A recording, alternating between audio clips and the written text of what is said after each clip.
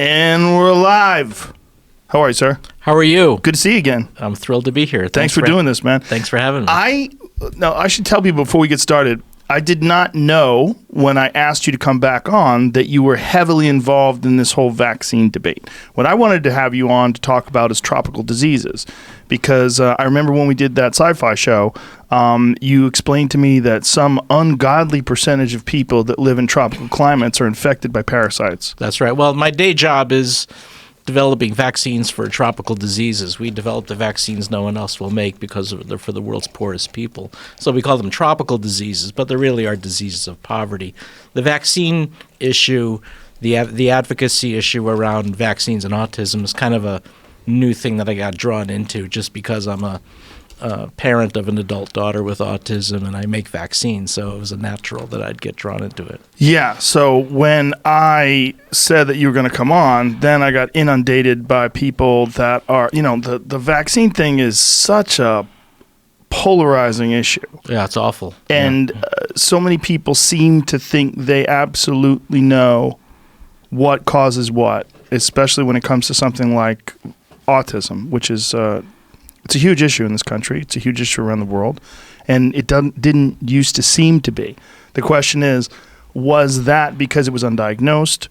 Was that because it's more prevalent today? What do you think? What is your take on this? Well, I don't think we really know. One thing's for sure, we're diagnosing people with autism who we diagnosed as something else in the past, whether it was, really horrible diagnoses. We'd use pejorative terms like mental retardation. What's the matter, Jamie? 2-4, sorry. My bad. Just telling you the clock was off. Oh, okay. Sorry. Should we start again? No. It's okay. He was just telling me that our clock is screwed up because of the daylight savings time. Oh, right. Sorry. Totally unrelated to what you were saying. The whole country's clock is screwed up because of daylight savings. Yeah. Right. So we don't know. We don't. Well, one thing's clear, the number of diagnoses is going up, but part of that is because what we used to call pejorative things like mental retardation now get thrown into the autism category. The other thing now... They do? Absolutely. And How so? Well, now we call it as part of the autism spectrum. We also, because autism often has a lot of associated intellectual disabilities, not always, but sometimes. The other is that... Can I pause there for a second? Sure. Is that based on aptitude tests? Like, how do they decide? How do they decide what's autism? Yes. They have a list of diagnostic categories. But it's not criteria. It's not like you could test someone if they test positive for a disease. That's right. Well, although one of the interesting side pieces to this is, there's a group of people out there who self-identify themselves as the autistics. And they get very resentful or hurt when they're called a disease or a disorder, because they say, "Well, we're not an epidemic; we're a person," and it's part of this whole neurodiversity movement, which is quite interesting. Neurodiversity movement, right? They say they're neurodiverse, that they maybe think differently from others and they respond differently than others, but they're not quote abnormal, and I think they have a good argument. I heard a crazy argument once with someone that was... So the point is that it's, the impairment, like Rachel, my daughter, it's not so much her autism that thwarts her, ability to have partners or to have a meaningful career. It's the fact that she has in her case, profound intellectual disability that goes along with it. I forget what I was going to say. So when they say that people have there's a spectrum, right? And some people who are autistic have incredible abilities. That's right. They have incredible mathematical abilities, musical abilities, language abilities. And then some people do not, and some people have legitimate issues. Yeah, with Rachel's case, my daughter, it's she has a pretty good verbal IQ, 80, 90, but she has a very low performance IQ in 40. She can't do simple math. She can't count money. Fortunately, Goodwill Industries came to her rescue and our rescue, and now she works there 2 hours a day sorting clothes, and that's been really meaningful for her to get a paycheck. And that's great. Even if it's minimum wage, right, just to do something and feel right, and feel part of the mix. Yeah, that's huge. That's huge for everyone, right? Absolutely, absolutely. But so there's no, it's not like you could test positive for syphilis or you can test positive for the flu. Right. Although now, as I say, so that's why I don't like using those terms, because it puts people on the autism spectrum as though they have a disease or a disorder, which I don't like to do. But if it is a disorder, well, now we know there are 99 genes that are linked to autism. But why is it a bad thing to say that you have a disorder if it's just a disorder? People have disorders. It's a fact. A lot of the individuals in that self-identify themselves as the autistics don't like to think of themselves as a disorder. They like to think of themselves as different. It's different, but not necessarily as a disorder. Right, but that doesn't help us when we're trying to discuss it, does it? Yeah, it gets it's hard. It gets hard to talk about. They're trying to stop you from talking about it in a certain fashion, which is actually accurate, right? When they have an issue, there is an issue. To say there's no issue is kind of ridiculous. There's a reason why so many people are so concerned about autism and vaccines and just autism in general, whether it's an environmental pollution factors or whatever. What they like to do is they like to make the distinction between autism, that neurodiversity thing, and actually having intellectual disabilities that go along with it. Okay. And maybe it's a bit of semantics also, but they feel strongly about it. Right. Now, if we don't know what causes autism... Well, we do. We do. Well... We're getting there very closely. So there was a very important paper produced written by a group at the Broad Institute, Harvard, MIT, which is one of the premier genomics organizations in the country. And they've now identified 99 genes. It's a huge team of scientists, not only at the Broad, including scientists at Baylor College of Medicine, 99 genes involved in autism, all involved in early fetal development, early brain development in the first and second trimester of pregnancy. So now we're starting to really get our arms around what autism is. And that's one of the things I talk about in the book. We have learned so much in the last couple of years about autism, how it begins early fetal development well before kids ever see vaccines. And that's one of the reasons I say vaccines did not cause Rachel's autism. Vaccines don't cause autism because autism is already underway in early brain development. Is it possible that some people have this tendency towards autism and it's exacerbated by vaccines? I don't think so. I think what happens is the sequence of events happens during pregnancy, but the full clinical expression of autism often doesn't happen till 18 or 19 months of age. Like Rachel, for instance, wasn't actually diagnosed till 19 months of age. And there's some fabulous studies now showing that clinical expression of autism actually coincides with a big increase in the volume of the brain. You can actually show on serial magnetic resonance imaging, serial MRI, how the brain volume starts to increase. And that's very important because parents will often remember, oh, my kid got vaccinated around 18 months of age or 15 months of age, and want to link the two. But now you can go back to 6 months of age, and this is studies done at the University of North Carolina, Chapel Hill, showing so that you can do an MRI at 6 months of age, and they can predict now, with 90% accuracy, which of the kids will go on to develop autism. And then you could take it. What are they seeing? What are they seeing? They can see. You have to go. We can go into detail in the paper, but they can see certain things on signatures on MRI that tell them that this kid is going to go on to develop autism. Okay, so in fact, there is a way to test positive for autism then with this serial MRI. That's what they think, right? That's what they think. And now we have the 99 genes, so we can even take it back further by doing what's called whole exome sequencing all the DNA, all the expressed DNA of an individual. And in Rachel's case, we did that, and we actually found a mutation in a gene controlling neuronal connections, which makes a lot of sense if you think about what autism is. Yeah, of course. So there is a way to show whether children will be more likely to develop autism, and there is a way to look at their brain through fMRI at a very early age, and also do genetic sequencing. So it's not simply a matter of how they perform on cognitive tests. That's right. We're getting much better at getting our arms around the diagnosis. Why do you think there's so many people that have these anecdotal stories of their child getting vaccinated, especially large doses of vaccines when they hit them with like 10 in a row, and then all of a sudden, or measles, mumps, and rubella is the one that gets repeated over and over again. That's the one that made my child have autism. I've heard that so many times, And I've heard it from friends that have children that have autism. They had a child, their child got the measles, mumps, and rubella shot, and then immediately there was a very distinct change in the child's behavior. Well, no question, when you get the measles, mumps, rubella vaccine, many times kids cry and things like that. And then autism will then begin sometime between the first and second year of life. So it's logical to want to connect the two. But now we know it's not even plausible, because we know that if you go back to that MRI at 6 months of age or go back prenatally, we can even determine which kids are going to go on to develop autism. So even though this vaccine... And then complementing it are massive epidemiologic studies done on over 1 million kids.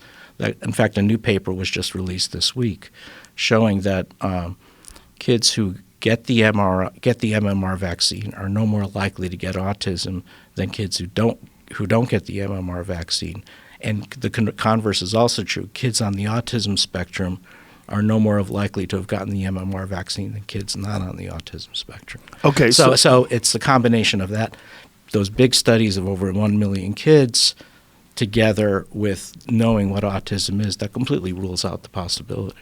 Right. So these genes, excuse me, and the issue with these genes, and then the ability to scan the brain with the serial MRI, and so you can tell which children have the propensity. Is it possible that children have all these issues and then do not get autism, or do 100% of those children with those issues get autism? That's a good question. I don't know. I'm a vaccine scientist, so I'm, You're not a biologist. Well, I'm a biologist, but I'm a vaccine scientist who's really tried to do a deep dive in autism, doing research on the book. Versus human development. Right.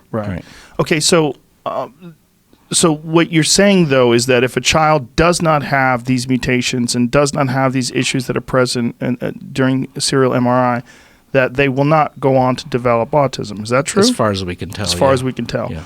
So children without those issues who get vaccinated have no problems, which most children have no problems, right? Yeah, I mean, we've learned a lot about the risk of vaccines, and the numbers are extraordinary. I mean, the risk of a severe adverse event happening after getting a vaccine is roughly on the order of 1 in a million, between 1 in a million and 1 in 10 million. And I found an internet report once that the likelihood of getting struck by lightning is 1 in 700,000. So it's, the likelihood of having a severe event after a vaccine is odds are better of getting struck by lightning than. And when you say severe event, what do you mean by severe event, though? Well, there's actually a table that's put out by the National Vaccine Compensation Act that includes shoulder injury. That's one, encephalitis, encephalopathy. Shoulder injury. Yeah, that's actually on the From list. the actual injection Yeah, point? injecting it in the wrong place. Oh, so it goes into the joint or something like that? Yeah. Is that common? No. So there have been issues where children have adverse effects and reactions to vaccines. What do you attribute those to? But 1 in a million. I think, in some cases... biological variability? I think in some cases, inadvertently, if it's a live virus vaccine like the measles, mumps, rubella vaccine, and you have an underlying immune deficiency that wasn't picked up before, then that virus can replicate better. But very rare things like that. Right. So as far as you know, children who are healthy who get a vaccine, it's not biologically possible for them to develop these traits, these mutations in the genes, and these issues that you see present. As best we can tell right now, that seems to be the case, right? As best you can tell right now, it's a great thing to say.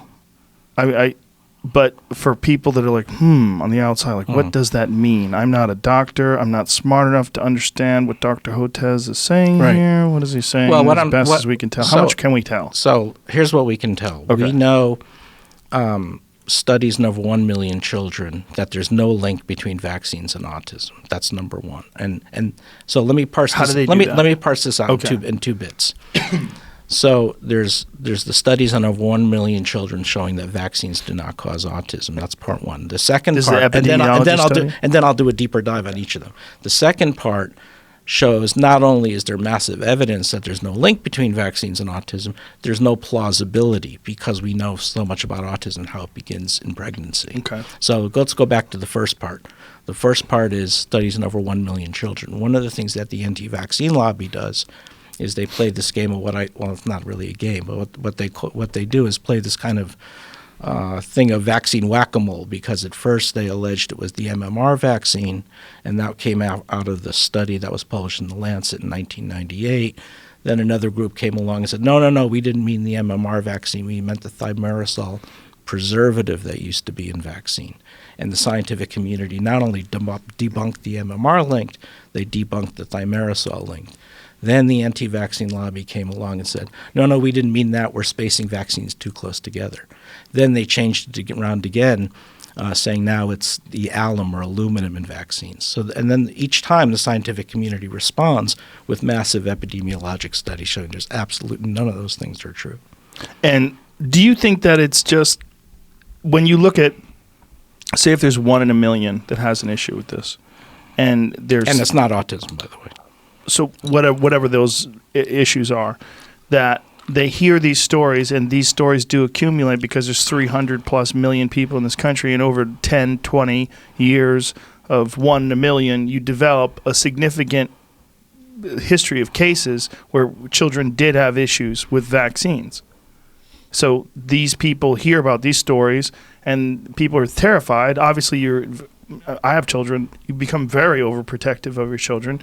You worry a lot. Right. And then you also don't know, like, why do they get so many shots all in a row like that? Why does a baby get 10 shots in a day? That seems crazy. Well, they don't get 10 shots in a day. Most of the vaccines are now combined. So, for instance, in one vaccine, we can vaccinate against diphtheria, pertussis, tetanus, polio, Haemophilus influenza type B, which is a terrible cause of meningitis, and in some cases now even hepatitis. So one shot is protecting. Soup of all these well, things? it's combined, and there's all sorts of studies showing that it's safe to combine them, and it's fantastic. Now you can vaccinate with one shot against 6 diseases. So, and these are life-threatening diseases. Right. So the only concern is the child's immune system when they're bombarded with this one. So a lot of times it causes them to be tired, or they get sick, or they don't feel very good. But the point is the immune system is not bombarded. I think that's another kind of a misnomer or a misunderstanding that's put out by the anti-vaccine lobby. Remember, the child's gut, the intestines, and the respiratory tree is this organs of antigen presentation. A baby, on average, is exposed to hundreds of new antigens every day.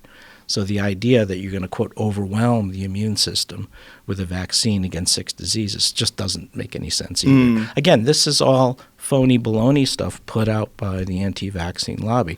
Let's be clear. The anti-vaccine lobby owns the internet right now.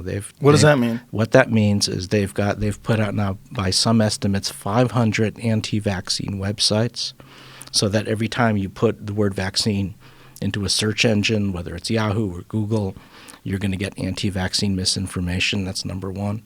Second, we know now it's amplified on social media, like Facebook, other forms of social media. So third, look at the Amazon site. I mean, it's incredible. So this book, the good news is right now it's the highest rated pro-vaccine book on Amazon. The bad news is overall it's ranked about 20 because there's 19 other phony baloney anti-vaccine books ahead of it. So the Amazon is the biggest purveyor now of anti-vaccine books. And wait, it gets even worse. Then you also have now, they've become politicized. They have political action committees in multiple states lobbying state legislators about plying them with false information about what vaccines do. So, and the problem is we don't have a robust system of pro-vaccine advocacy to counter it. So we don't really hear as much as we need to from the federal government, from the CDC, from the Surgeon General. So unfortunately in this country, the defense of vaccines falls to a handful of academics like myself. And, I'm an academic. I wrote a book. What chance do I stand against this major media empire? Why do you think that exists? Why do you think there is this major media empire that's against vaccines? That's a great question. What's the motivation, Yes. number one? And number two, where's the money coming from? Right. Right? There's real money behind this. There's millions of dollars behind this to put out phony documentaries and phony books. What's a good phony documentary to point to? Well, I'm a little reluctant to say it because they're so litigious. Okay. And I don't have the means to defend a lawsuit and things Right. like that. So but So they're out there. these documentaries. That's why I usually don't name specific Sure. names or. I understand. These documentaries, what do you think their motivation is? Do you think they earnestly believe that vaccines do cause harm or vaccines do cause diseases? Autism? I don't know. I mean, is there some kind of other agenda that they have? I mean, we do know in some cases that some elements of the anti-vaccine lobby are promoting phony autism therapies. Right, they're doing terrible things like this thing called MMS, which are bleach enemas. What? Yeah, giving bleach enemas to kids. You can To children? Google it, to children. Bleach. Wait. Why bleach? Because they're cleansing the immune system. Oh, they're Jesus cleansing them Christ. of toxins. No, it's really awful stuff. Wow. And they're doing chelation therapy, which is very dangerous. What is that? That's where they claim, kids are overdosed with toxic metals, so they give a chemical that actually can chelate the metal, but it can chelate your calcium and then put you into a fatal arrhythmia as well. They're also Who's doing this chelation therapy? Like what? You can Google it. Okay. It's or whatever But search engine. are these doctors? So in some cases, they're doctors, unfortunately, or other health professionals. And what is? I mean, I'm sure you've studied this. Well, What is the evidence? Wait, though? it gets worse. Okay, There's go no ahead. evidence, and then they're doing hyperbaric therapy, which is really bad. So in some, Wait a minute, hyperbaric therapy is bad? well, it doesn't do anything for autism. That's for sure. Okay, but it's good for recovering from injuries and. Yeah, under certain selected, but who knows what it's doing to a young kid, right? I mean, so you shouldn't be doing that. Then that's one. So how much of this is being driven by financial motivation, peddling these phony autism therapies? I can't say. My sense is that's not the big piece of this. Yeah. There's also some reports now of Russian bots and trolls that are amplifying this and sowing political instability in the Right. country. But again, you add that all up, the phony autism therapies, the Russian bots and troll, to my mind, that really doesn't get our arms around the big driver of this thing. So I think we really need some good investigative journalists to look into this.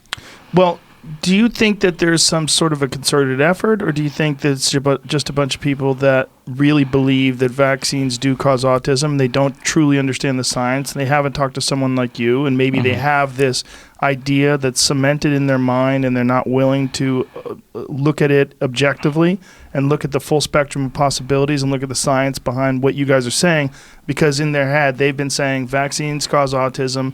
They've been saying it for so long that once someone gets that and they're connected to that, it's very difficult for them to shift gears. People have a really hard time not being married to an idea. Yeah, no, I agree that. And, when I talk, and I spend a lot of time going around the country giving what are called grand round lectures to hospitals and medical schools, pediatric grand rounds. So I've had the chance to talk to a lot of pediatricians and nurses and nurse practitioners, and more than a few parents. My impression is most of the parents who are called to be so-called vaccine hesitant, as the word of the day, are not really deeply dug in. I mean, you can have a conversation with them and explain to them, like we're talking now, in a very non-technical way, the evidence showing vaccines don't cause autism and the lack of plausibility given that it begins in pregnancy, and they'll vaccinate their kids. There is another percentage, and I don't know what the percentage is, whether it's 10, 15%, that are deeply dug in and are wholly invested in this conspiracy theory that the government is in cahoots with the pharmaceutical companies and blah, blah, blah, blah. Yes. And then if you try to talk them out of it, they just think you're part of the conspiracy. So it's sort of a no-win approach there. But most parents you can have a good conversation with. Most parents, yeah. It's not necessarily even most parents, right? I mean, what you're dealing with is these people that maybe they're into a bunch of different alternate therapies, a bunch of different kinds of cleansing, and there's a lot of that nonsense that you find online. Where look, there's legitimate. But I guess my point. Sorry, That's okay. Please go ahead. No, but I guess my point is, parents don't get the chance because they're so inundated with phony anti-vaccine information. That, if they do a Google search. Yeah, or whatever, whatever search they do. So what do you think should be done? Should there be a pro-vaccine documentary that makes sense? I think, thanks for that question. I think there's three things that need to be done. I think, first of all, some of this anti-vaccine media empire needs to be dismantled. And then but who's to say whether they're wrong or right? Like, it seems like there should be some sort of a debate, right? Like, if there's someone who's saying that there's some evidence of vaccines cause debate, you're saying there's no evidence of vaccines cause debate. That vaccines cause autism, and you're saying there's no evidence that vaccines cause autism. There should be a debate where there's some sort of a monitored conversation where you can have you versus someone else and break this down. Yeah, but that's a two-edged sword too, because then it gives some false legitimacy to the anti-vaccine side. It's like debating does smoking cause cancer. Yeah, but isn't there already a problem? It seems like if there's this many, if you do a Google search and you're just overwhelmed with anti-vax, it seems like the fight has already been lost if that's the case. That's right. So giving them legitimacy, it's not necessarily giving them legitimacy. It's giving them a forum to dismiss their legitimacy. Yeah, I think part of what has to be done is and this gets into all sorts of First Amendment issues, and I'm not a lawyer, but the idea that Amazon now is putting out all of these phony books and phony documentaries. They're just a distributor, right? They don't have to go over every book that they sell with a fine-tooth comb. Well, but maybe they should. Not fine-tooth comb, but maybe there should be some screening. Maybe Amazon, maybe Facebook should all be hiring chief scientific officers to putting some stops on the dissemination of information because it's harming children. Right. I understand. This is the reason I get passionate about it. The reason I actually wrote the book is kind of interesting. It actually happened before all of these big measles outbreaks that we've been having. Yeah. I noticed that in Texas, there was my laboratory is at Texas Children's Hospital and Baylor College of Medicine. We noticed that there was a steep increase in the number of kids whose parents were opting them out of getting vaccinated, to the point where in Texas we have almost 60,000 kids not getting their vaccines in the state of Texas. And those are the ones we know about. We don't know anything about the 325,000 homeschooled kids. So we probably have over 100,000 kids not getting vaccinated, all because of this misinformation campaign. And I was really troubled by the fact that there was no response to it, and that drove me to write the book. So the point is now Texas is very vulnerable to measles outbreaks. And I say measles more than the others because that's the most highly contagious disease. What's the danger of a child getting measles? And is there any benefit to a child getting measles in terms of their immune system? No, there's no benefit. And that's one of the phony books they put out. It's called Melanie's Marvelous Measles. It's awful. So what do they say in that book? They say build your immune system. It does not. It does not. So let's go back a little bit. Smallpox was eradicated in the late 1970s through vaccination. Once smallpox was eradicated, measles was arguably the single leading killer of children globally. 2.6 million children died every year of measles because it causes measles pneumonia, measles encephalitis. Talk about permanent neurologic injury. That's a bad actor, measles. And then deafness and all. And then through global vaccination campaigns, we brought it down by the year 2000 to about 500,000 kids dying. And then the Gates Foundation put up $750 million to create the Gavi Alliance, the Global Alliance for Vaccines and Immunization. We've brought it down now to 100,000. But now measles is coming back. Europe's a disaster right now. We've got 80,000 measles cases in 2018 in Europe, and now it's coming back to the U.S. And so my worry is the anti-vaccine media empire it started out as a fringe group, but now it's really affecting public health, allowing a deadly disease like measles to come back. Do you think if there's some sort of definitive evidence that shows to the general public, like you could show it to them, like this is what causes autism, we've narrowed it down to these genes, and it has nothing to do with vaccines. If you give these vaccines to people without these genes, there is no way they're going to get autism. They get autism specifically because of these variations in their genes. you just summarized the book. Right. Yeah. But I mean, we need more than a book, right? Right. Yeah. It does disturb me when I hear about all these kids getting measles, and not just measles, but it means in some places polio has made a resurgence. You know, Well, polio, we're down to about three countries that still have transmission of wild-type polio. It's Nigeria, Pakistan, Afghanistan. So hopefully we're getting our arms around polio. But measles has now come back, roaring back with a vengeance. But haven't people contracted polio outside of those areas? I mean, those are the areas where it's common. Every now and then some cases pop up. We Right. had some, wherever, and this can get onto a whole nother topic, wherever there's collapse in health systems, infrastructure, such as from war, political instability, these diseases can come back. They can come back, and the people that are vulnerable are the children that are not immunized. That's right. And when you're immunized, you're not vulnerable. That's right. Yeah. This is it's a really confusing thing for people because on the outside, people always want to think that big pharma. Look, I've said some terrible things about big pharma, and the reason being is painkillers. Because painkillers and antidepressants, and there's SSRIs, which are overprescribed, and the painkiller one kills me because I know people directly that have been addicted to these goddamn things, and the doctors are passing them out like candy. So people look at big pharma as being, oh, these are the monsters that push this. They're also the people that give you things that save people's lives. Yeah, there's a lot going on there. Yeah, I'm no big defender of the big pharmaceutical companies. I mean, one of the things that the insults that anti-vaxxers hurl at me is they say I'm a shill for industry. They say I'm secretly taking money from Merck and GlaxoSmithKline. That's all crap. I don't take a penny from them, and it's not even. How do you realistic. get paid? Just from the university? I get paid by the university, and some of that, some of my salary is offset by grants from nonprofit foundations. And this is because like of the National tropical Institutes diseases. of Health, right? Yes. And then they say I'm secretly making millions of dollars for our vaccines for hookworm and schistosomiasis and Chagas. What are you doing with all that money? Because my wife says, if only that were the case, right? These are diseases of the poorest of the poor. I'll never make a penny on these diseases. So, in fact, one of the frustrations I have with the big pharmaceutical companies is we've made a lot of progress with our vaccines. We've gone all the way from discovery through early phase process development and manufacturing and IND filing with the FDA, investigational new drug applications, but we're getting kind of stuck at phase 1, phase 2 clinical trials because we don't have the big pharma money to take us all the way to licensure. So I've had a lot of meetings with the big pharmaceutical companies to see if they can partner with us, and so far that hasn't happened.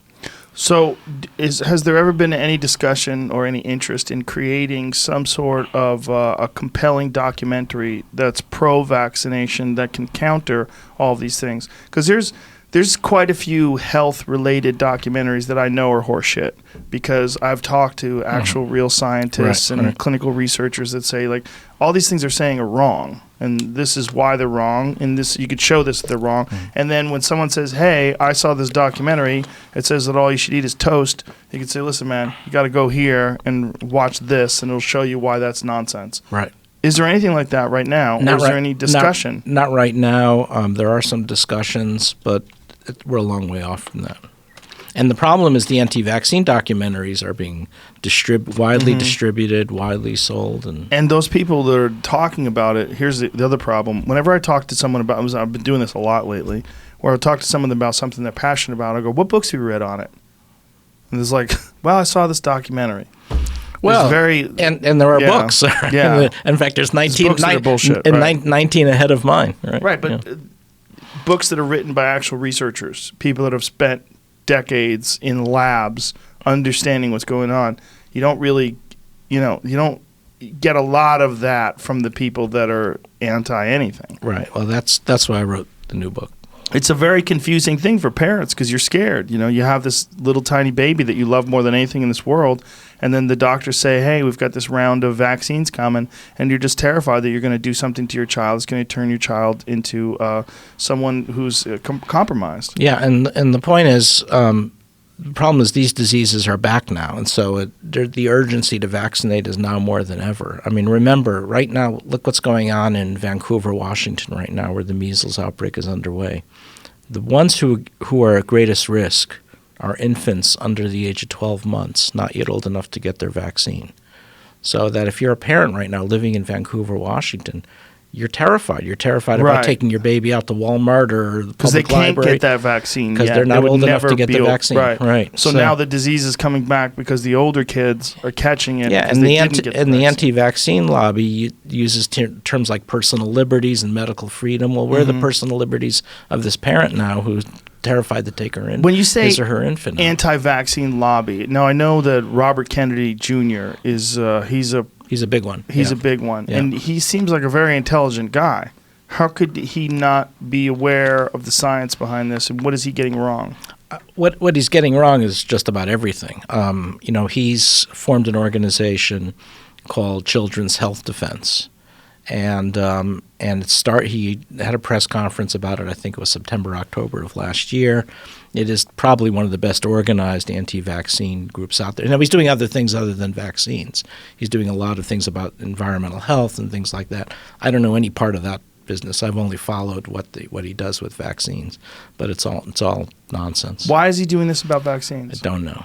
What's his motive? I mean, you have to ask him what's his motivation. Would he be a guy that you would want to have a debate with or have a discussion with? But again, I mean, I'm uncomfortable with the idea of a debate because it's like debating. I don't know. It's like debating a Holocaust denier whether the Holocaust exists. I mean, not that this rises to the I same understand level, what you're but- saying, yeah. but if you're, again, I want to bring this up. If you're complaining there's 19 books ahead of yours that are anti-vaccine books, you've already lost the battle. Like, it's time to regroup, and maybe regrouping would be confronting someone with actual scientific information. I mean, you are a real doctor. You're a guy who actually studies this, and you're a man who understands the science. You're a legitimate academic. You could actually put a dent in this with a real conversation. Yeah, potentially. Yeah, I mean, what would he be able to say? Like, what is his take on it? Well, remember, he's an attorney, and he's very clever, right? And Right. he presumably knows how to do arguments in court. And what am I? I'm a scientist. so Right, but do you think that he wants to deceive people? Or do you think that maybe he's just incorrect in his accumulation of data? Yeah, I can't say what his motivation is, but his information is highly misleading. Now, what else is, you say the lobby, is this an organized thing? Good question. I mean, we need somebody who really wants to do a deep dive in this and kind of dissect out the pieces to understand. But it's impressive what you've got out there in terms of the hundreds of websites and the amplification on social media and everything else. Are there just one or two or three groups behind it, or is it a random collection of organizations? Right. That needs to be looked at. That does need to be. Now, what do you think is causing autism? And in your personal estimation, do you think that that there's a rise in the factors that are causing autism, or do you think that it's a rise in the understanding of these variables that contribute to it that you could diagnose people with, and that before they were previously undiagnosed? So I think most of it is that we're just diagnosing it more, and we're including individuals in the autism category that we didn't before. And by the way, the numbers are about to go up even more because we're getting better at diagnosing girls and women with autism, which is also quite interesting. We used to say it was 10 to 1 boys to girls, and now we know there are a lot more girls and women on the autism spectrum. It's just that they're usually more verbal and they can camouflage it better. But they have very high rates of comorbidities like obsessive-compulsive disorder, attention deficit hyperactivity disorder. A lot of the teenage girls with eating disorders now they're finding could actually be on the autism spectrum. So the numbers are about to go up again. I mean, that's just an example. I mean, I guess what you're really trying to get at is it beyond that? Is there a bona fide increase beyond the number of diagnoses? And that one I'm still not sure about. Yeah, I read an article about early onset gender dysphoria being connected to young girls with autism. Right. Yeah. There's a disproportionate number of girls with gender dysphoria who turned out to be also autistic. Right, I've heard that as well. Yeah. That's actually so. It's really fascinating. Yeah. To think about. Now, Unfortunate and fascinating at the same time, right? There's a nice paper by a very good environmental scientist named Phil Landrigan, who used to be at Mount Sinai. Now I think he's at Boston College now, and he publishes about 5 or 6 chemicals in the environment, which if you're exposed to for long periods of time during early pregnancy, your child will be born with some features that resemble autism. Do you know what those chemicals are? So I have to remember, I talk about them in the book. One of them is Depakote, valproic acid, which is a psychiatric medicine used as a mood stabilizer or an antidepressant. So prolonged use of Depakote during pregnancy has been linked to something that resembles autism. Is this a common medication? It's a common medication, but now that we know this information, we don't use it anymore. And so one of the things that I've been saying to, people like Bobby Kennedy and everything else, if you really think there's some environmental link to autism, we've got a list of at least 6 chemicals during early exposure in pregnancy that are probably causing mutations and things like that are leading to autism. Why isn't anybody looking into that? It's just crazy. I mean, so all the focus on goes into vaccines, yeah. and it kind of sucks all the oxygen out of the room, so that really understanding the search for autism gets delayed, or in some cases doesn't get pursued at all. Or the other thing that happens in many state legislatures and things like that, the focus is so much about vaccines that we don't talk about what autism parents really need. I mean, what do I need for Rachel? We need, employment counseling and help. We need mental health counseling. What do we do after we're gone? Rachel right now is living with us. I turned 60. My wife is, 58. What happens to us 10, 15, 20 years from now? There's no roadmap. Right. So all of that gets shunted aside because of these phony baloney anti-vaccine arguments. And that's why I get angry. That's when I start to realize these guys, in addition to affecting public health, are actually hurting autism families as well. Well, that makes sense. I mean, and I can completely understand why this would upset you, especially as a scientist. Now, when you're talking about these various chemicals that you think do contribute to or possibly cause autism, maybe we should really concentrate on that and publish something about this. Is there an article that people can go to that says something about this? There is. I talk about it in the book. In the book. And I could, if I opened up the book, I could provide it for you. Is there anything that people can read online about this without going to your book? Probably. One of the problems that we face in this country is that we put a lot of scientific articles behind paywalls, Right. which is a real source of frustration for me. And Why do they do that? Well, one of the things that I've done now is I founded an open access journal called the Public Library of Science Neglected Tropical Diseases, so that anybody with a computer, an internet connection and a printer can download the articles free of charge. And we need more of that. That's great. But right now, if someone wants to find out these chemicals, they have to buy your book or buy some sort of access to scientific papers. Yeah, I'm not sure with that particular paper whether it's behind a paywall or not. I'll have to look. Besides measles, what other diseases are more prevalent now because of people not vaccinating their kids? There's 3 diseases that I worry about the most. Actually 4. Well, whooping cough is another one, so that's one. But the other one I worried about is the flu vaccine. Kids aren't getting their flu vaccine. Last year in the 2018 flu epidemic, 150 unvaccinated kids died of influenza despite the recommendation to vaccinate against Can you flu. enlighten me on this? Because what I've been told is that sometimes they get the flu vaccine wrong. So you can get vaccinated, but it doesn't protect you for the strain of flu that everybody's getting. Well, so that's, again, something that was an idea that was heavily pushed by the anti-vaccine lobby. Here's the story. You're right, partially right. Last year, there was not a perfect match between the virus and the vaccine, the killed virus and the vaccine, and the wild-type flu strain that was out there. But it was good enough to prevent you from dying, and it was good enough would likely prevent you from being hospitalized. So it would have an effect even if you did get the flu? That's right, because there was enough cross-protection so that it would mitigate the symptoms. That's confusing to people because if they have the flu, they say, oh, well, then it didn't work. That's right, but it did because it prevented you from getting sick and dying. And again, that was a message that never really got out in 2018. Okay, but let's talk about someone like me who's a healthy person. I've had the flu before, but I don't usually get a flu shot. That's crazy. You should, Why is especially that? now. Why is As you're, that crazy? especially now as you're getting older. Why is that? Because flu is one of the leading, is probably the single leading infectious disease killer of adults in the United States. But every time I've had it, it's really been like just a couple of days out. I rest. I drink a lot of fluids. You got lucky, my friend. So, is that what it is? Is it luck or is it health? Well, taking care of yourself. Well, sure, taking care of your immune system. I mean, so if you look at the 80,000 adults who died in the influenza epidemic of 2018 in the United States, you're right. A lot of them had underlying things like diabetes or non-communicable, cardiovascular disease or underlying respiratory disease. Maybe they were smokers, but there's still thousands of individuals who are perfectly healthy who died of influenza. That we know. So when you don't get your flu vaccine, you're taking a terrible chance. And why not? Well, I mean, what are you risking by getting the flu vaccine? I'm busy, bro.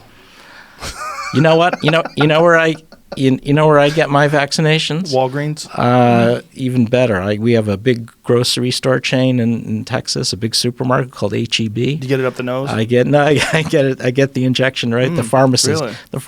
All of my vaccines I've gotten for the last few years have been given by the pharmacist. Interesting. So couldn't be easier. Are you? Have you ever gotten the flu since you've been getting the vaccine every year? Well, I've gotten sick with like a cold, like a sore throat and feeling crummy. Was that a mild case of flu? I can't really tell. Okay. But you've never gotten sick right after you got a vaccine. Some people do, right? No. Some people do get a vaccine and then they have an adverse reaction to it. Well, sometimes, after getting your vaccine, you can get some soreness and you can feel maybe a slight fever for a few hours or a day, but usually you're fine. What is that? What is that? Yeah, what is that fever? Why are you getting a fever? Because the vaccine is stimulating the immune system and stimulating the inflammatory system. So even though you feel like you're getting sick because of the vaccine, it's actually good for your immune system. That's right. And you're not really sick. I mean, it's nothing like nearly as bad as getting the flu. The other vaccine, now that you're getting up there, you have to start considering is the shingles vaccine, Shingrix. And that's a great vaccine. It hurts, though, for a couple of days. Do you take care of your immune system in other ways? Do you take probiotics? Are you cautious about your diet? I'm not as cautious about my diet as I should be. I'm a junk foodaholic, actually. Well, that seems like a terrible thing for your health. It is a terrible thing for my health and something my wife is working on. But that seems ridiculous for someone who works with health. Yeah. What's going on with you, man? Sometimes, man, I just don't get it right. How often? What? How often? How often do I steal a bag of chips or something like that? How often do you eat garbage? I don't know. No, hopefully not every day, but hopefully not every day. Yeah, maybe a couple of times a week. That's what with Rachel, my daughter with autism. That's like our thing is to go to the it's called the burger joint or to Shake Shack to get a cheeseburger. We'll sneak some fries. So you live in large, we call it. Like that mouth pleasure so much, you're willing to sacrifice a little bit of I health. am, yeah. I have to concede that's the case. Well, there's, I don't have to tell you, but there's a large body of data that connects poor diet to a host of diseases. That seems like a crazy decision for a guy in your line of work. There you go. Sometimes it's not all brain. It's something else. But if you ate healthy food, the thing is your body starts craving healthy food. You start feeling no question, results. no question about it. Do you take vitamins? I don't take vitamins. Really? Yeah. I Wow. don't think they do. I don't think they're needed because most in the American. Hold up. You don't think they're needed while you're eating junk food? Well, hopefully I'm not only eating junk food. Okay, right? but there's a large body of clinical research on the efficacy of vitamins, especially vitamins D, vitamins B. I have taken vitamin D for periods, on the recommendation of my internist. Yeah. What about essential fatty acids, which are great for your brain, fish oil, all these different things that are fantastic for I'm not going to argue with you. What is going on with you, doctor? You got it. You got it over me. Yeah. We got to listen, but it would would have a much better argument, don't you think? You're making my wife's day here. If you're taking care of yourself 100% instead of just concentrating. But you still need your vaccines. I'm sure you do, but vaccines aren't going to prevent cancer. No, that's true. Right. That's and true. There's a lot of diseases. Or diabetes or cardiovascular disease. Or and a lot of these diseases are connected directly to diet. Right. Yeah. Yeah. Come on, man. And other lifestyle changes. Yeah. Got to get your exercising. Sedentary life. I try to go on the treadmill for 30 minutes every morning. I do it. Actually, I'm pretty good about that. Yeah. 30 minutes every morning. Why don't you just go for an actual walk? It's more interesting. I do that too. So I do 30 minutes on the treadmill in the morning, and then I take a long walk with my wife in the evening. Oh, that's good. But the thing that knocks the crap out of you is the travel. Yes. I find that very frustrating because you don't exercise right, and then you don't eat well, and you don't control the diet as well. So that's well, I have a solution to that. And eat well and exercise. Those are solutions to that. Just do it. You know, I treat it like I'm brushing my teeth. I brush my teeth every day. Yeah. I exercise every day too. Yeah. So when I travel, I don't have an option. When I land, I go to the gym. This is how it goes. I land, I get in my hotel room, I put my shorts on. Yeah, I do that too. I do that too. It's the only way. Yeah. If you have to do it, if you say this is just what ggets done, this is how you do it. Yeah, I try to be really compulsive about that. So yeah, I have it written out. I know what I'm going to do, especially if it's great if the hotel has a good gym. The hotel, if they have weights and a bunch of different. Or I'll run outside if we don't have it. You run? Yeah. Do you? Not very well, but but you do. Okay. Yeah. We're gonna get you healthy, buddy. Yeah. Can't be pushing only chemicals in injectable forms to facilitate health. Fair enough. Yeah. Not chemicals, they're vaccines. Oh, I'm sorry. What's in them? What? It's not. I mean, it's some sort of chemical. No. No, they're antigens, right? What's the fluid? Macromolecules. What's the liquid stuff? Typically, it would be saline or salt water. And right. Now, what is missing from today's vaccine protocol, if anything? In terms of diseases we should be vaccinating for, but we're not. Is there anything? Yeah, there certainly are. One of them is a big problem among young infants, especially premature infants, called RSV, respiratory syncytial virus infection.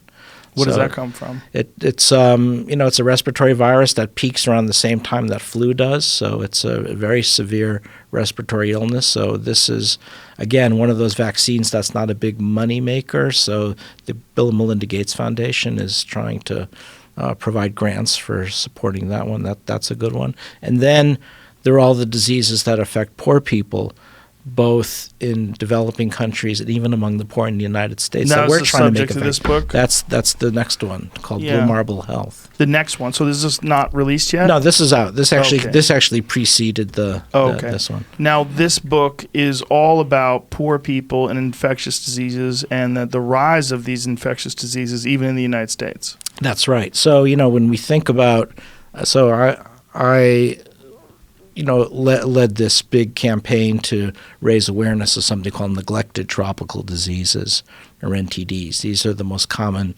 afflictions of people living in poverty. I call them the most important disease you've never heard of. There are diseases like schistosomiasis and Chagas disease and leishmaniasis, and have been devoting my life to seeing if we could develop vaccines for those diseases in the nonprofit sector, because the big pharmaceutical companies just aren't going to take these on. So we're trying to do it in the nonprofit sector. But this book, the Blue Marble Health book, came out of some number crunching that I did using data from the World Health Organization, or something called the Institute for Health Metrics and Evaluation, which is based in Seattle, Washington, that found something very surprising, and that is most of the world's poverty-related diseases are not necessarily in the poorest, most devastated countries of Africa, meaning like Democratic Republic of Congo or Central African Republic. They're there, but on a numbers basis, most of these poverty-related diseases are actually in the G20 economies, the 20 wealthiest economies, together with Nigeria, which is not a G20 country, but has an economy bigger than the bottom 3 or 4. So that was pretty amazing for me to find that out because, at first I didn't believe the numbers because I said, well, how could it be if they're poverty-related diseases? Why are they in the 20 wealthiest economies? And then I realized that it's among the poor living in wealthy countries. So the poorest of the rich today now account for most of the world's poverty-related diseases. And what's the cause of this? So why the link with poverty? Yes. So that's a great. So one of the things I do in the book is I ask that. Well, what is it about poverty that's making you susceptible? I don't think we really know. I mean, clearly in some cases, if you live in poor, dilapidated housing without window screens, things like mosquitoes and kissing bugs and sandflies can get inside the house.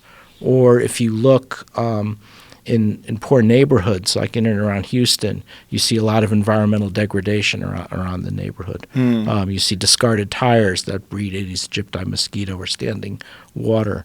But I don't think what did the tires do? Discarded tires? So one of the best habitats for the mosquito that transmits dengue and Zika and chikungunya and yellow fever are discarded tires. That's what they love living. So this, if you go into poor neighborhoods, you'll see a lot of tire dumping, for instance, and those are habitats for that Aedes aegypti mosquito, including here in Southern California. So is it when the water gets in the tire? That's and right, a creates little bit of water. Puddle? That's exactly it. Yeah. I moved into a house once in Encino, down the street from here, in fact, and no one had lived in the house for about a year and a half, 2 years. And the pool had not been taken care of. And I went out into the pool, and it was green, and there were schools of mosquito larvae. Heaven. Mosquito heaven, yeah. So strange. So absolutely. You go into poor neighborhoods, abandoned swimming pools, things like that. That's where we're getting a number of these diseases. But we don't have very many mosquitoes in Southern California. I mean, it's really kind of amazing in that regard. Well, it depends. So, in some counties where they do aggressive spraying and things like that, you won't. But in many counties, you probably in some of the poorer counties, poorer districts, you still do. Well, I mean, in terms of the way it is on the East Coast. Like, I grew up in Boston, and in the summertime, you just have fucking mosquitoes everywhere. Yeah. They just can't get away from them. And then I've been to Alaska, which is the craziest place I've ever been to in my life in terms of mosquitoes. Right. Have you been? I haven't been to Alaska. But It's hilarious. Yeah. You get out of your car, and they attack you like a horde of birds. That's because they only get 1 month of the year to do it. Yeah. To have so fun, they're right? super aggressive, and they're also very large. The big problem is along the Gulf Coast of the U.S. We have that Aedes aegypti mosquito, and that's why I got so worried about Zika virus hitting the Gulf Coast of the U.S. Yeah. Mosquitoes in other countries obviously contain malaria. I mean, we've been very fortunate that that's never made it over to here. Well, no, we used to have malaria. Used to be widespread in the United States. Both the one that was a real killer disease called falciparum malaria on the Gulf Coast, and even up into Illinois in the Ohio River Valley, we had a lot of malaria. When was this? Caused by vivax in the 1800s. In fact, there's a book written by Dickens when he visited the United States called Martin Chuzzlewit, when he describes all these sickly people in Illinois, in Cairo, Illinois, on the confluence of the Mississippi and the Ohio River. He's clearly describing malaria. Wow. I did not know. Yeah. So what stopped it? So that's a great question. So there's actually a very nice book written by a medical historian at Duke University named Margaret Humphreys called Malaria, Race, and Poverty. And she has a hypothesis, but I think she's onto something, that the malaria dropped in association with aggressive economic development. So that the FDR's New Deal included something called the Agricultural Adjustment Act that got people off with agrarian pursuits and put them into factories. Quality of housing went up, and that's probably what caused a lot of the reduction in these tropical diseases. Remember, they're really diseases of poverty. In fact, I spent a lot of time working in China, and I'm seeing that play out right now in China. China has had this very, very aggressive program of economic development, mostly in the eastern part of the country. But in the southwest part of the country, you go into Yunnan, Sichuan provinces, you go back in time 75 years, and you still see those diseases that are widespread. Do you think that the best cure or the best way to stop malaria would be just to increase the economy of these areas in Africa where they're experiencing it? Clearly, economic development is a very potent driver. Now, what it is about economic development, we still don't have our arms around that yet, but economic development is very important, just like for the neglected tropical diseases we studied. But, unfortunately for many countries, economic development is still decades away. So that's the rationale for developing these vaccines. Is it because economic development moves people into more urban environments where there's less tropical diseases, period? I think that's part of it, although now we're seeing some tropical diseases thrive in urbanized environments like, yellow fever and Zika and dengue as well. So it's not only urbanization. It has to be urbanization with good planning that's not done unchecked, that outstrips the infrastructure in terms of water and sanitation. So this brings me to the thing that I wanted to talk to you about in the first place, because this is what you brought up to me when we were doing this sci-fi show, and you said something to me that has been haunting me ever since, that the vast majority of people that live in tropical climates have parasites. Mm-hmm. Vast majority. Yeah, that's right. That's right. There's things like Toxoplasma gondii, and so let's look at the hit parade. Right, the top one is one called Ascariasis, intestinal roundworm. The estimates are on 800 million people have Ascaris roundworms in their bellies. Whoa! So 800 million. So more than 1 in 10 people on the planet, and mostly people who live in extreme poverty. 400 million have hookworm infection. 400 million have whipworms. A lot of these are wormy diseases. 200 million people with scabies, which is an ectoparasite on the skin that causes terrible itching and secondary bacterial infections. Schistosomiasis is another one. The point is, almost every single person who is in extreme poverty has one of these, what I call neglected tropical diseases. And one of the interesting features about them is they're very debilitating. They not only occur in the setting of poverty, but I think they reinforce poverty because they make people too sick to go to work. Yes. They actually shave. We can show they shave IQ points off of kids when they have them. Well, this is the hookworm connection to the idea of the slack-jawed, dumb Southerner, right? In the United States of America. Right. And now one of the things that we have found, so Rogelio Mejia on my faculty, working with an environmental activist named Catherine Coleman Flowers in Alabama, found that hookworm is still present in Alabama. So among the poor. Explain that to people so they understand what we're talking about, because for the longest time there was this stereotype about people that lived in the South that they were dull-minded. Right. And that this could be directly connected to hookworm infection, which had run rampant. Right. There was even the term given they called it the germ of laziness, that hookworm infection, because it causes severe anemia. So if you're walking around with terrible anemia, of course you're not feeling up to working a full day and all that sort of stuff. Right. So hookworm was widely present in the southeastern United States at the turn of the 20th century. And then as malaria went down with economic development, so did hookworm infection as well. But we still have pockets in this country. And this wasn't understood at the time, right? They didn't know that these people were infected with hookworm? Forever, no, up until very recently. So the cause of hookworm wasn't discovered till 1900. What is that cause? It's called Necator americanus, the American killer, and that's the name of the worm. And this is from walking barefoot? Or that goes in through the hands or enters all parts of the body. But it's very common to get it from walking barefoot. That's right. Which was more common in the South. Right. Warm weather. And so that's one of the diseases we've made a vaccine for that's now in clinical trials. Yeah, when I found that one out, I was like, oh my God, well, that's it. That totally makes sense. Right. Because for the longest time, there was that stereotype. And then when you find out that it's directly connected to a massive infection of this disease, this worm. So these are the diseases that are holding back people who live in poverty. Yes. And originally, I thought only in places like the poorest countries in sub-Saharan Africa or Southeast Asia, but now I realize it's these pockets of poverty across the entire planet that people are affected by these diseases. And these diseases can be vaccinated. That's we're trying to prove that we can make a vaccine against. And there is a hookworm vaccine, right? Right now in clinical trials, yeah. Just in clinical trials? That's right. Now, wasn't there a Lyme disease vaccine, but the problem was it was actually causing people to get Lyme disease? So that's to talk about controversial topics. So yes.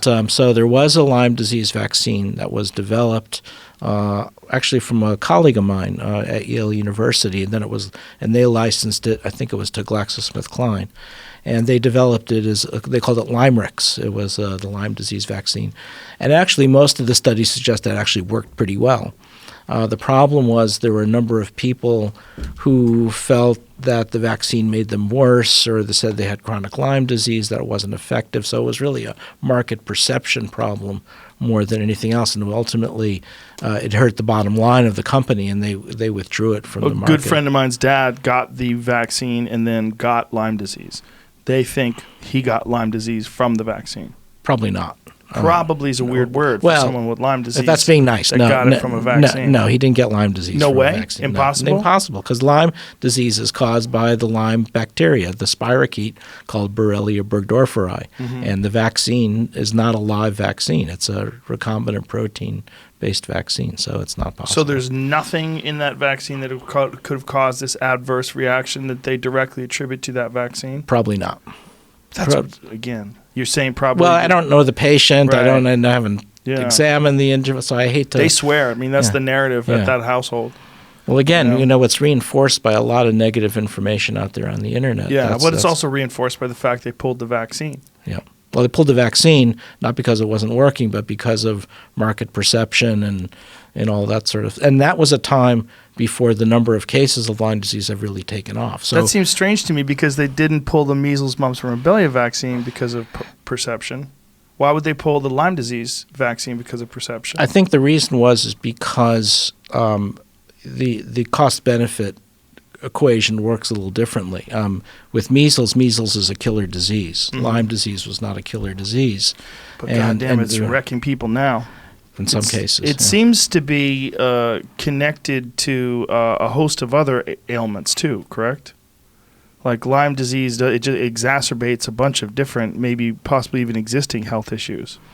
Well, you have to be careful. And this gets into another controversial rabbit hole I'm not sure we want to get into or not today, but the Infectious Disease Society of America, for instance, has come out with a strong statement saying that there's really no such thing as chronic Lyme disease. And the scientific evidence does not support something called chronic Lyme disease, yet there are lots of people suffering with chronic debilitating illness who claim that it's caused by Lyme disease.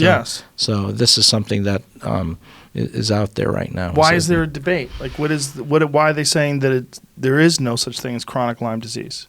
What's their evidence? The evidence is that there's no evidence that they can detect spirochetes in the body. In many cases, people who have had Lyme disease don't have persistent evidence of having antibodies any longer to the Lyme spirochete. So it's a whole different area. Right, but they do have this chronic inflammation and pain in their joints, and their body starts breaking down. They have something, but it doesn't seem to be. The Infectious Disease Society of America, which is one of the lead infectious disease bodies in our country, and I'm not an expert on Lyme disease, so I'm not too comfortable going there with you, are saying that there's no evidence that that's actually associated with active infection with Lyme disease. And how are they describing it, and how are they? So in other words, what's causing all of these symptoms? Unknown. But isn't it bizarre that these same people got Lyme disease first and then had all these host of issues afterwards? Well, I guess part of the problem is in some cases they had Lyme disease first, in some cases they really didn't have Lyme disease. Unfortunately, there are a number of unscrupulous healthcare providers and even physicians out there that are making the misdiagnosis. Either they're making a misdiagnosis of Lyme disease, or in some cases they're actually taking everyone who comes through the door and diagnosing them with Lyme disease. I'm sure you're aware of the Lone Star tick and the allergy to red meat. Yeah, right. That's really fascinating, isn't it? Yeah, and that's another one that's on the rise, correct? Yeah. Well, actually, all tick-borne diseases are on the rise now. Yeah. Possibly because of climate change, which is another factor in our country that's doing that. So we're seeing, if you look now at what are the big drivers of infectious diseases right now in not only in the U.S. but globally, there are really some interesting forces, and a lot of them are social determinants. So a big one is poverty. That's a huge one. The other big one is political instability and war, because it interrupts public health control measures. So, for instance, Venezuela, which was leading public health control in Latin America for decades, with the collapse of the economy in the Chavez era and now into the Maduro area, we've got a terrible situation where We've had measles return in a big way, so huge numbers of cases of measles. We've had all the neglected tropical diseases come back, as well as malaria, Chagas disease, leishmaniasis. So it's really interesting how that is destabilizing the whole region, because now Venezuela has one of the largest diasporas of people, as big as the diaspora coming out of Syria and Iraq. So now the diseases are moving into adjacent areas of Brazil and Colombia and Ecuador. And so it's really, and that's another big driver, is political instability. The third one we think is climate change may be very important. So, why did we see this big surge of chikungunya virus infection in the Western Hemisphere, or Zika? We don't really understand the forces of that. And what's going on in Southern Europe right now is quite concerning. We've had malaria return to Greece after it's been gone for 70 years. Malaria has returned to Italy. We're seeing schistosomiasis, a neglected tropical disease, on the island of Corsica.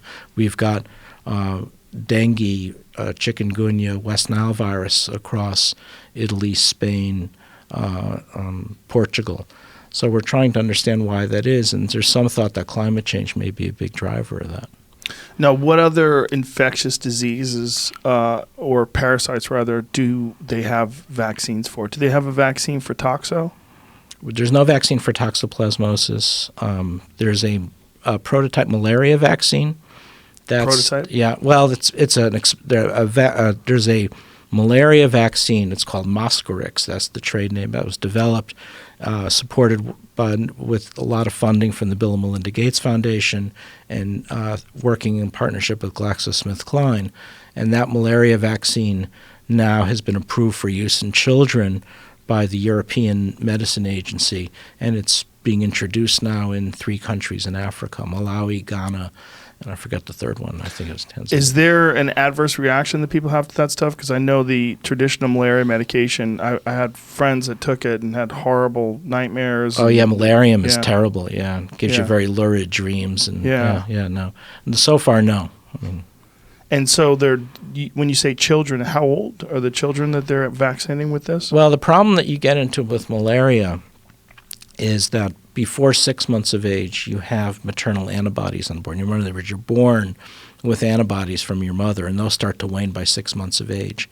So the ones who get hospitalized with measles, what's called cerebral malaria, which is a devastating condition, or severe malaria anemia, which is also a killer, are those children between 6 months of age and 5 years of age. So those are the ones that we want to protect.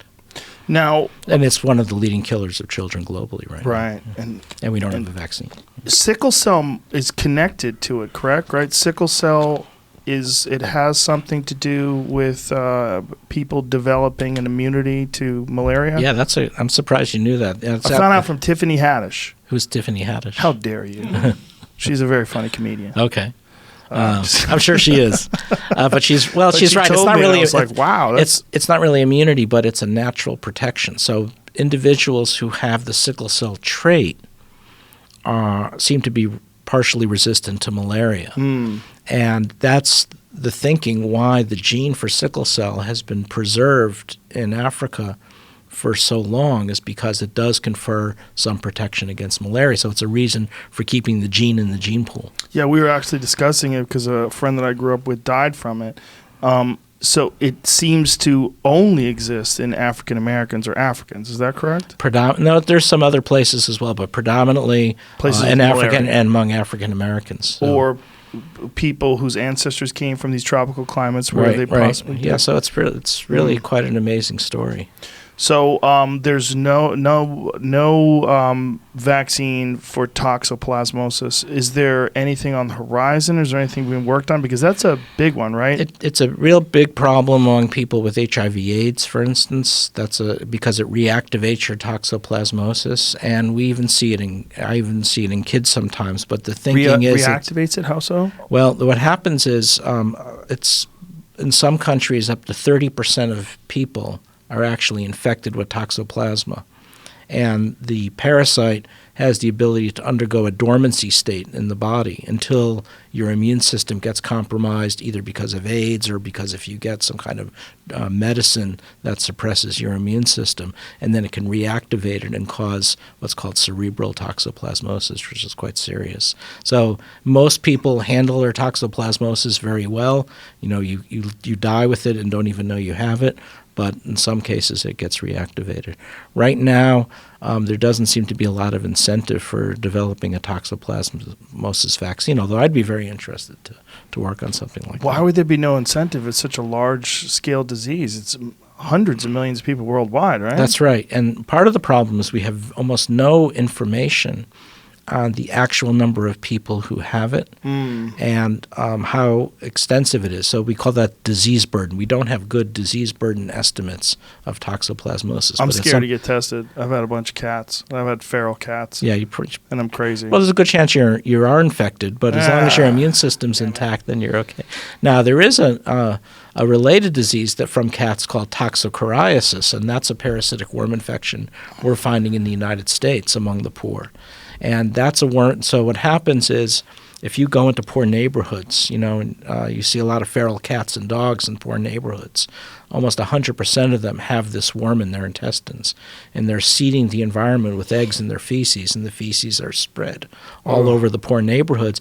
Kids come into contact with them, and the worm has the ability to migrate through the brain and cause cerebral toxocariasis. And I think it's an important cause of developmental delays. It's one of those neglected diseases in the U.S. I talk about in the book. And there's no vaccine for that either? There's no vaccine for it. And we have very little awareness about it. Wow. Yeah, I've never even heard of it until just now. Right. So that's not rare. I mean, in some cases, up to 10% of certain populations, like African Americans living in poverty, are infected with it. And it's primarily pets, or is it rodents as well? Probably mostly stray dogs. And it's not even pets; it's mostly stray dogs and cats. And this is an example of a neglected tropical disease. Here's a disease of up to 10% of African Americans living in poverty in the United States, and almost nobody is studying it. Wow. Right? And it can affect the way your mind functions. Right. And it's been linked now to developmental delays. So, everybody wants to know why, kids living in poverty have developmental delays, and people just assume it's because they live in deprived environments and that sort of thing. But I think toxocariasis is an important underlying reason for it. And this is an example of a neglected disease. Everybody's heard of Ebola, right? And everyone's worried about Ebola. And the truth is Ebola is never going to come to the United States. Why is that? It's never going to be, because it's too difficult to transmit. Unless you have a complete collapse in the health system, we're never going to have Ebola epidemics in the United States. But here's a disease of 10% of African Americans living in poverty, and no one's heard of it, and there's no incentive to study it. So that's why I'm trying to raise awareness about these poverty-related diseases in the United States. That's crazy. I don't understand why people don't talk about that one. Yeah. That one seems insane. Right. Yeah, absolutely. It's a no-brainer, right? I mean, and so, but it's very hard to get people to care about diseases of poverty. And this is one of the striking things about when I wrote the book was, I've had a lot of success getting people to care about neglected tropical diseases in Africa, and worked with the U.S. Agency for International Development to support a package of medicines that's now being administered to over 1 billion people annually. And that, is one of my proudest accomplishments is helping to raise awareness about neglected tropical diseases like we've been talking about, hookworm and schistosomiasis in Africa, Asia, Latin America. Right. But the minute I talk about poverty-related diseases in the U.S., the lights go up. Why is that? I don't know. I can't figure out what I'm doing wrong. I've had so much success getting people to care about NTDs, neglected tropical diseases, in poor developing countries. But, there's been no response to this book. It is and the estimates that I come up with in the book are we have 12 million Americans live in poverty with a neglected tropical disease. Toxocariasis is one of them. Another one is Chagas disease, and the list goes on. And it's been very hard to get people to care about the poor in this country. That's very strange to me. And I've always said that about the way we treat other countries. We want to send them aid and rebuild these countries, but we don't do anything about these terrible communities that have been terrible in this country for decade upon decade. Right, and so I try to make the point the world has changed. This old norm of global health, developed versus developing, it still exists, but it's going away. What we're seeing is a general rise in all economies. I mean, some African countries have 8 or 9% economic growth, but it's all leaving behind a bottom segment of society.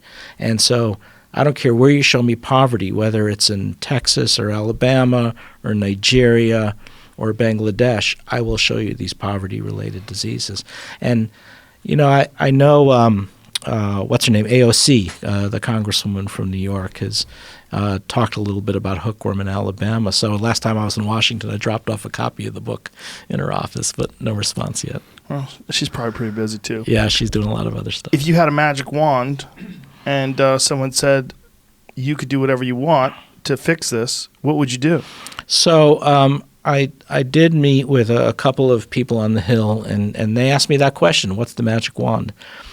And there's a couple of things. One, we need to actually look for these diseases, because the problem is the diseases they cause are very subtle, like developmental delays. So that if you're a kid who lives in poverty with developmental delays, the pediatrician doesn't even think to do a test for toxoplasmosis. So we need to raise awareness. We need to go into poor communities across the country and actually take a blood test and actually measure for the presence of that disease or that parasite. Once you find that disease, what would you do then? Well, it depends on the disease. In some cases, we have treatments for it. Like the treatment for toxoplasmosis is a 5-day course of a simple pill of albendazole. And it cures it? And it cures it. So really? Yeah. So we have interventions. So one, doing what I call active surveillance, looking for these diseases. The other one is really trying to understand how these diseases are transmitted. What is it about poor neighborhoods that is facilitating transmission? I think the third problem is the diagnostic tests themselves, because they're very complicated tests. Sometimes, they're done at the Centers for Disease Control and Prevention. Our lab at our National School of Tropical Medicine does a few of them, but it's not like when you go for blood work and your doctor and you get a little lab slip from Quest Diagnostics with the the blood chemistries, the blood counts. There's no box there for toxoplasmosis and Chagas disease. So we need more improved tests, point of care diagnostic tests.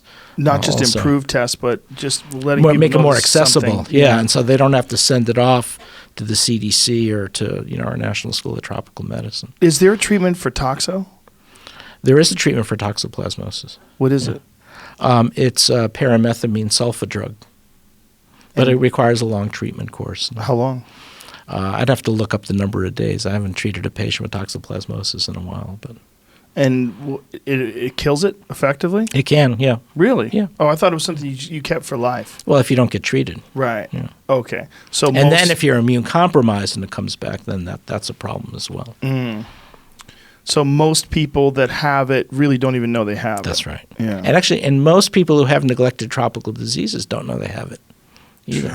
So that in Texas, for instance, we have transmission of a parasitic disease called Chagas disease. It's a cause of heart disease. We, our members of our faculty were actually able to track down individuals who had donated blood, and the Gulf Coast Regional Blood Authority actually found people positive for Chagas disease. They were told to go see their primary health care provider. And though unfortunately the primary health care provider is not educated about these diseases, and they just assume it must be a false positive. So, our faculty had tracked them down and were able to get them into treatment. And what is the treatment for Chagas disease? It's an anti-parasitic agent called benznidazole. And that kills it? That can kill if you catch it early enough, but sometimes you don't catch it early enough. So if it becomes systemic, then you have... Then that's why we're trying to develop a therapeutic vaccine for this disease. Oh. But again, it's a therapeutic vaccine for a poverty-related disease, so it's very tough. God, man. So the point is these diseases are widespread among the poor, and we just don't pay attention to them. Yeah. That's great. And so I think, again, I'd love to hear your thoughts. I mean, what is it that we just turn our backs on the poor in this country? It's It's disturbing. It's very disturbing. There's a dismissive attitude. And they disproportionately affect people of color as well, right? Yeah. Because, because it's so linked to poverty. Well, also, right, slavery. Yeah, I mean, the history of slavery in this country, then the history of systemic racism in places where they just literally would not sell homes to people who are African American.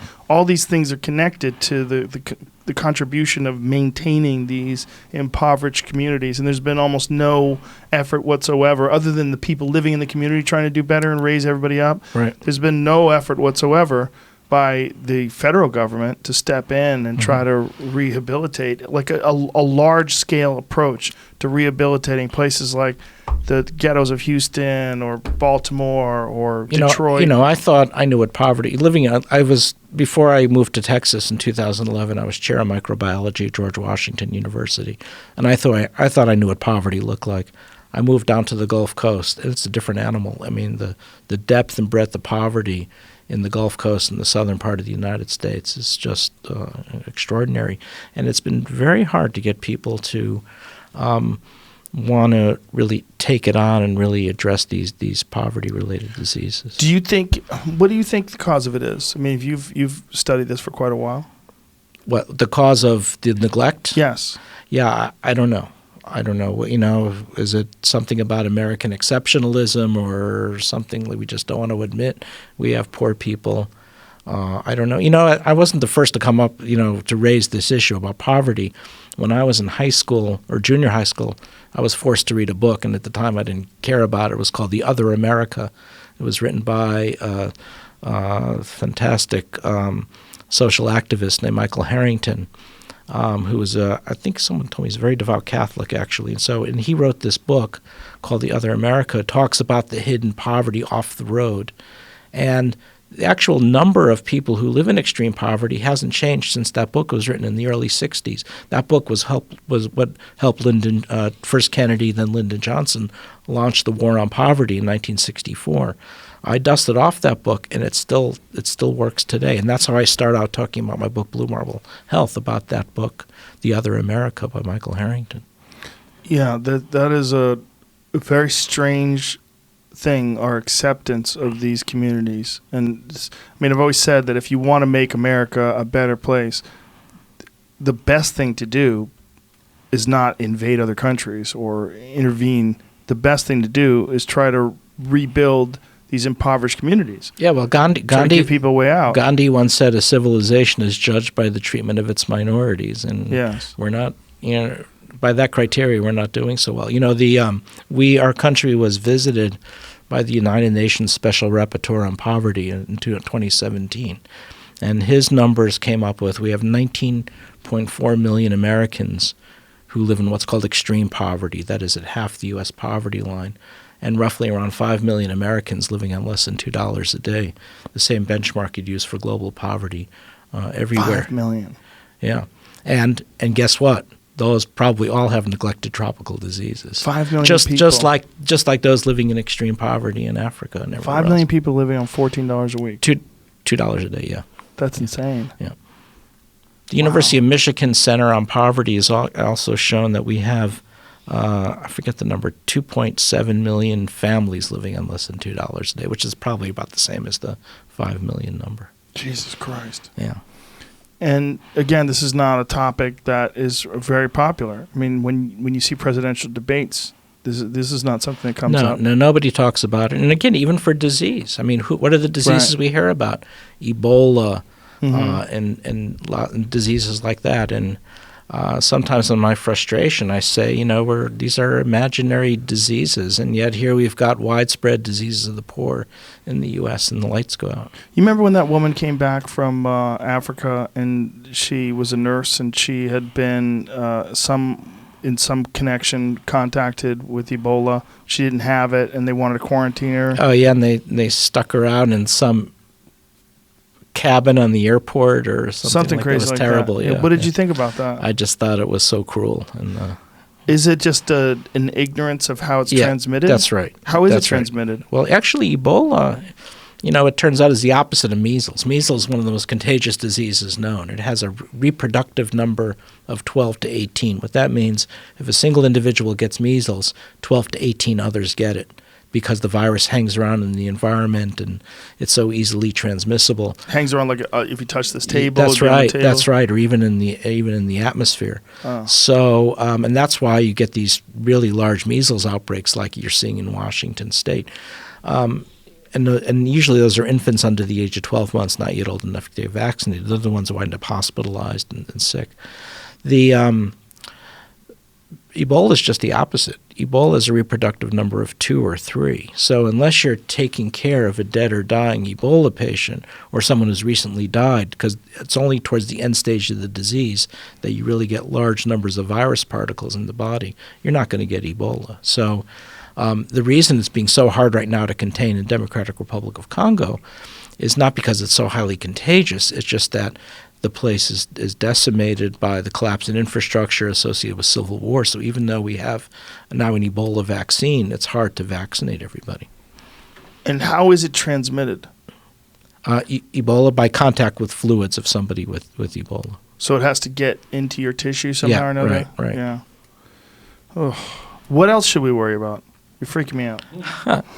Well, the point is a lot of these diseases are solvable if we just put our mind to it. So or if people are even aware of it. I mean, one of the things I say in the book is because these diseases are so widespread among the poor in the G20 countries, if we could get the elected or the leaders of those G20 countries together at a G20 summit and say we're really going to do something about the neglected diseases in our own borders, and I'll include the United States, we could get rid of 2/3 of the world's poverty-related neglected diseases right off the bat. Wow. So a lot of it is political will, or ignorance or lack of awareness and political will. Well, it seems like in this country, ignorance is a big part of it because this is something I've thought about many times, but I didn't know about chaga. I didn't know about a lot of these other diseases you're describing.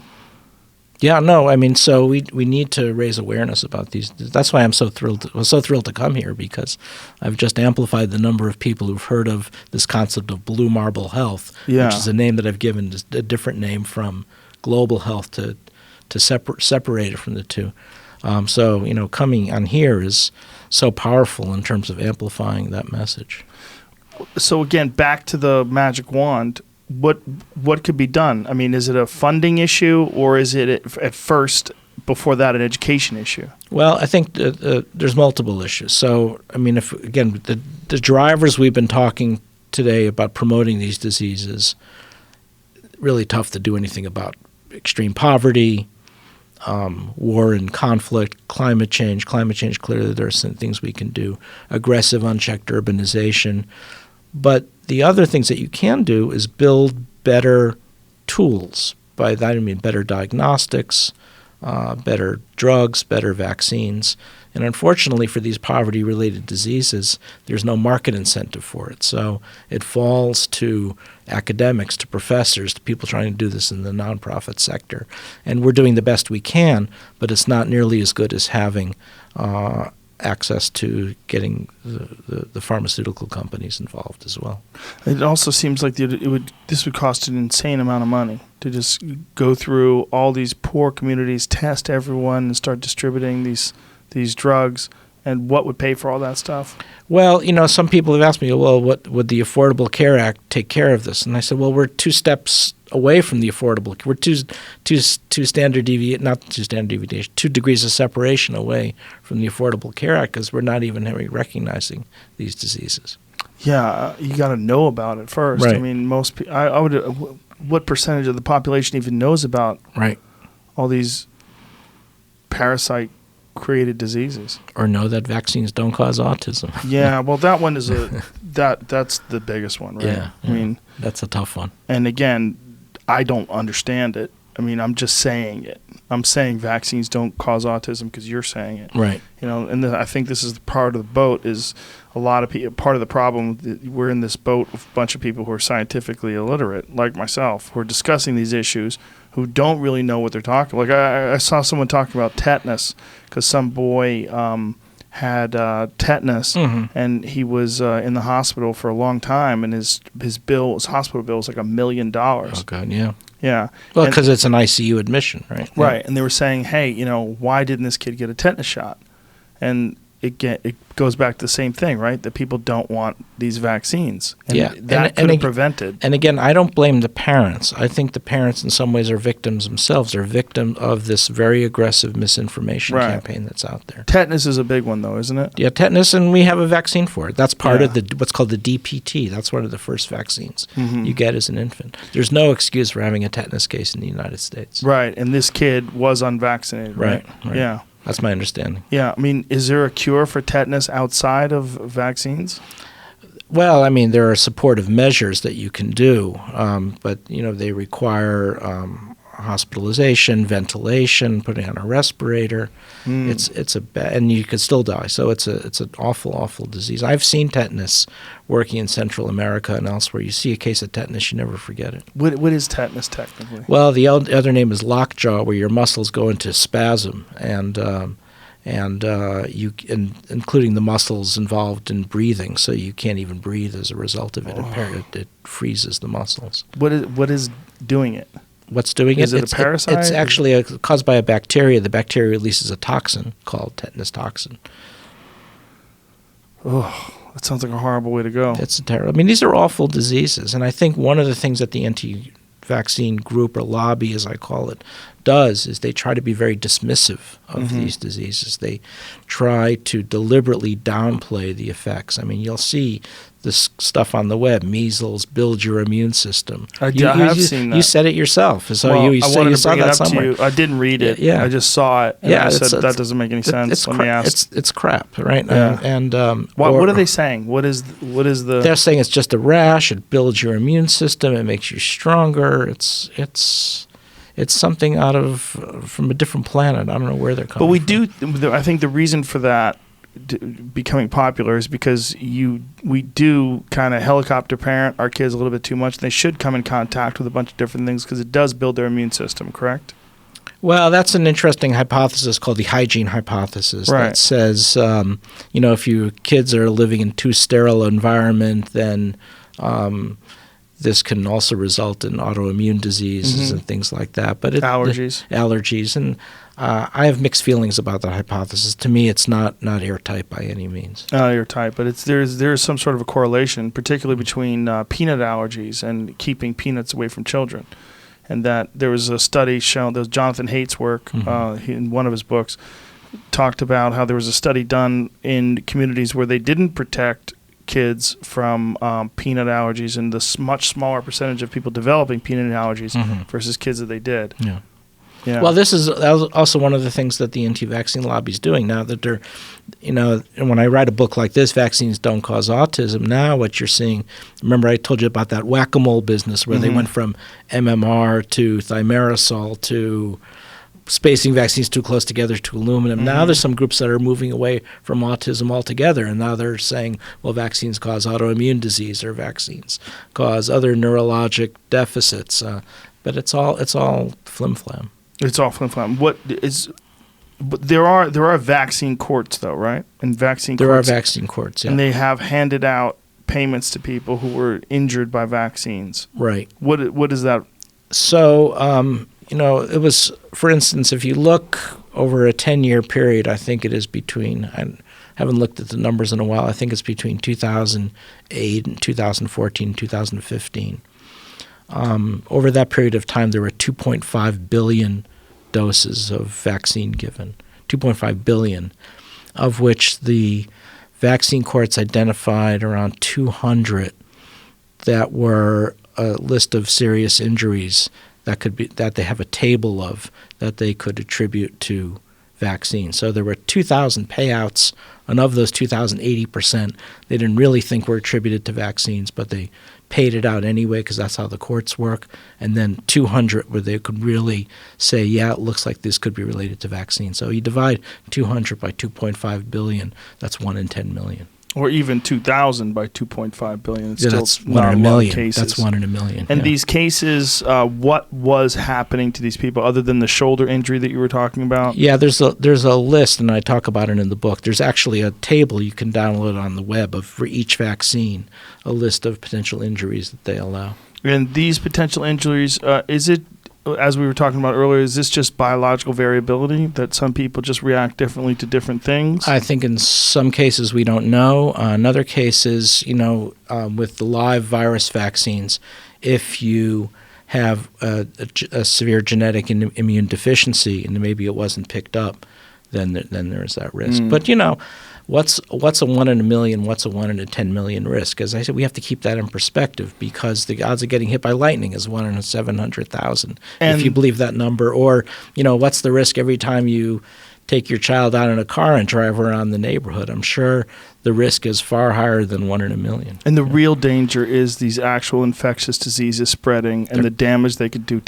like tetanus. They're coming back, yeah. Yeah. Measles is an awful disease, causes measles encephalitis, measles pneumonia. I find that a lot of people that are steadfast in their resistance to vaccines, they also believe in a lot of other questionable things. Mm-hmm. It seems like these things get lumped into these groups of things that they don't trust the government about. Right.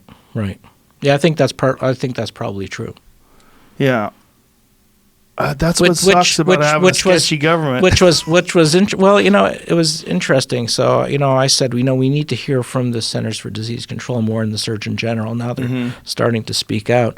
But, the people countered that say, well, part of the problem is people don't trust their government. And I say, well, that's true of some. But I think most people, if we had a, more visible public health force out there, people would listen to it. Well, I think that what you're talking about in terms of these poor neighborhoods and these parasites getting into people's system and affecting cognitive development, and what was the other one besides Chaga? What was it? Toxoplasmosis was the one that affects cognitive development. And the fact that there's actual cures for these things too. I mean, that I estimated in a paper there are 2.8 million African Americans living in poverty with toxoplasmosis. Wow. This is not a rare disease, Joe. This is a common disease. But it's so unknown. But it's occurring among the poor, and it's a chronic and debilitating infection. It's not dramatic. It's not Ebola. It's not killing people. Is this mostly in warmer climates as well? It's more common in the South than in the North. Is it because they have longer time to stay alive? Because the eggs are in the environment, and the worm develops within the egg. Is there any other diseases that are going on that we don't know about? Most people aren't aware about? Yeah, sure. There's a brain parasitic infection called cysticercosis. What's that one from? That one is from eggs, often from individuals who have a tapeworm. So we're seeing cases of that. There's some of the viruses transmitted by mosquitoes. One of the ones we don't talk about a lot, which is a very serious infection, is West Nile virus infection.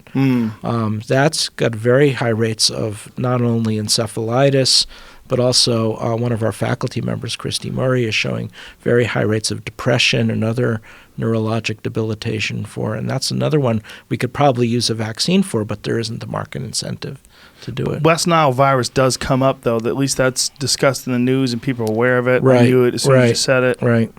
But there's no vaccine. There's no vaccine, but there could be. What is it? There could be. Sure. So what's holding it back? What's holding it back is lack of market forces, lack of financial incentive for the pharmaceutical companies to take it on. So there's an extremely large investment to develop something along those lines? That's is that right. What it is? Yeah, I mean, vaccines are, from an investor's perspective, a tough sell because, there's a possibility. First of all, you need many years of clinical trials. It can sometimes take 2 decades from the original conception of a vaccine to actually going through clinical trials. So the hookworm vaccine I've been working on, we've been doing it since the 1990s. So we're talking decades-long time horizons. When you talk to an investor about something with decades-long time horizons, you figure it out, right? The lights go out. I mean, very, very quickly. That's where it gets gross, right? Because this is all we're relying on these private businesses to invest money to cure a public health issue. That's right. That's right. That seems kind of crazy. Well, so in response to that, what happened was after the Ebola fiasco in 2014, where we didn't have an Ebola vaccine in Guinea, Liberia, and Sierra Leone, a group of individuals came together at Davos, the World Economic Forum, and including the Gates Foundation, and they developed this concept, or which an organization called CEPI, the Coalition for Epidemic Preparedness Innovation, to incentivize biotechs and pharmaceutical companies to embark on diseases for which of pandemic potential, like Ebola, like Lassa fever, like MERS coronavirus infection. And that was great, but the problem was they didn't address these poverty-related diseases. So those of us who are working on poverty-related diseases are still kind of on the outside looking in. It just seems like having everything managed by private companies that need to they need to have some sort of a financial incentive to attack these diseases. That seems like a crazy way to deal with health crises. That's right. That's right. And so what I've recommended is, I said, that organization, CEPI, is great for what it's doing, but we need another mechanism. What I've proposed is that since these diseases are so common among the poor in the G20 countries, these are the 20 largest economies, to put together public sector funds for that purpose. Public sector funds for investing in developing vaccines and treatments? For poverty-related diseases, these chronic debilitating diseases. And in fact, we can show that working with health economists, we actually work with a terrific health economist whose name is Bruce Lee, of all names. He's a professor at Johns Hopkins. It seems like you would change your name. Yeah, right. He loves it. And he's been able to show that our vaccines are not only cost effective, they're cost savings, meaning that they're economically dominant, that they'll actually save money. The problem is doesn't help you with the fact that you still need some, but the return is on public health. You still need somebody to come along and provide that investment. Yeah. So so what's happened is our technical ability to develop vaccines has outstripped our financial instruments that we have to do it. So I get a stream of young people in my office wanting to go into global health. I mean, the commitment for this next generation, I know they get a lot of bad press, but my impression is this next generation, their commitment to public service is at an all-time high. And they say, Dr. Hotez, I'm all in. I'm going to go into global health.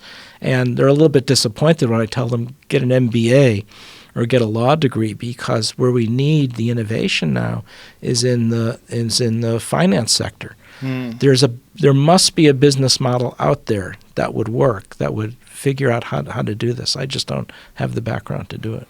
It just seems like once the momentum is in the corner of this being handled by the private sector, and that the private sector has to develop these vaccines and these treatments, and they have to do it with some sort of a financial incentive. If they don't have a bucket of gold at the end of the rainbow, they're not going to take a ride. That's right.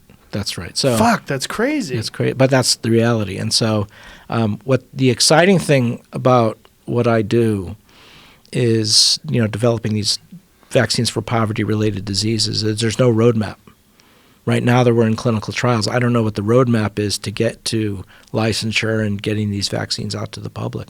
The terrifying thing, the thing that keeps me up at night, is there's no roadmap. Right. So it's both good and bad. It's both good, yeah. There's how much does it cost to get a vaccine? I mean, in general, from developmental period to actual application. Well, the pharmaceutical companies have traditionally said billions, but I don't think that's the case. I think one of the reasons they're doing that is because they're also recovering their R&D costs. They're putting money into R&D right. that they charge in order to, either make a profit or at least stay even. So, for instance, the cervical cancer vaccine, the HPV vaccine, that, when I last looked, was $420 for the 3 doses. It doesn't cost $420 to make that vaccine. It's just that they're recovering their R&D costs, which is fair enough. So one of the things that we're proposing to do for our neglected disease vaccines is we'll delink the R&D costs. In other words, if we've gotten grants, whether it's from the Gates Foundation in the past or the NIH or the European Union or the Dutch government or the Carlos Slim Foundation, we're not going to pass those costs on we'll just, that was used for R&D, and we would just cost for the cost of goods. So at least we can get it down to just a couple of dollars a dose, a few dollars a dose. Now, for anybody that's listening to this conversation and they have additional questions, where's the best place that you should guide them? Would it be your books? Probably the books, because I wrote the books for lay audiences. My lay audiences, sort of. I mean, somebody with a university education. But, I mean, they're not, they're published by Johns Hopkins University Press. So, and they are they're uneven in terms of how weighty they get into the science. But certainly the vaccines did not cause Rachel's autism. I wrote it with the idea of parents, vaccine-hesitant parents, and also the pediatricians. Because the other problem with pediatricians is, they're there in their office and parents are reading this stuff on the internet, and they come in loaded for bear into the pediatrician's office with all these factoids, and the pediatrician's like, well, gee, I never heard that before. And then the pediatrician is made to feel stupid, like he's not keeping up with the science. He is, or she is. Right. But it's just they're not keeping up with the misinformation. So I provide talking points in the epilogue of the book.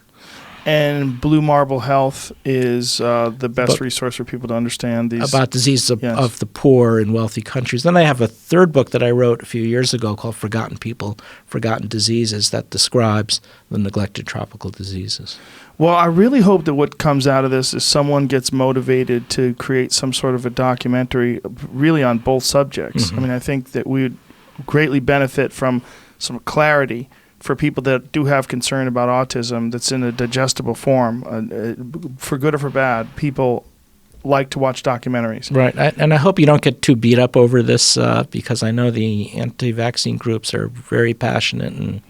Well, I mean, I don't have a position. I don't know why they would beat me up. Well, they beat me up a lot. I'm sure they'd go after you, and they already call me a shill. They call me a shill for a lot of things, though, for believing in the round earth. Jamie has a T-shirt that he sells at youngjamie.com. It's round earth shill. Right. Literally. I've been called a round earth shill. I understand. People believe the earth is flat. Right. There's a lot of those. Yeah. I don't know if you know. I didn't know that. Yeah. There's a lot. So you get beat up no matter what if you're talking. But but I really think it would do a good service if somebody did put together a documentary, because I don't think most people are aware. I think most people are just relying on this fear, like that vaccines do cause autism.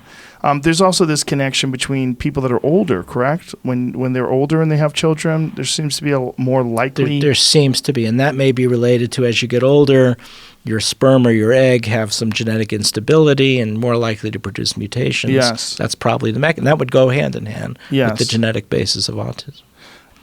Then the Blue Marble Health book, I mean, what you've been saying today about these diseases and how many of them exist and how many of them are almost unknown, untreated, right, undiagnosed, and just how many people are unaware. I really hope that someone does something about that too. Well, but in the meantime, people can buy your books. Are they available in audio as well? Definitely the Vaccines Do Not Cause Rachel's Autism is audiobooks, and I'm not sure about Blue Marble Health. Okay. But you can get it on Amazon. Well, thanks for being here. I appreciate it. It's good to see you again. Well, thank you for raising awareness of all this stuff. I really appreciate it, Joe. My pleasure, and I appreciate you coming down here and explaining a lot of this stuff for us. It's been a great time. I really enjoyed the opportunity. If people want to get a hold of you on Twitter, what is your Twitter handle? Just at Peter Hotez. Okay. Thanks, sir. Appreciate it. Thank you.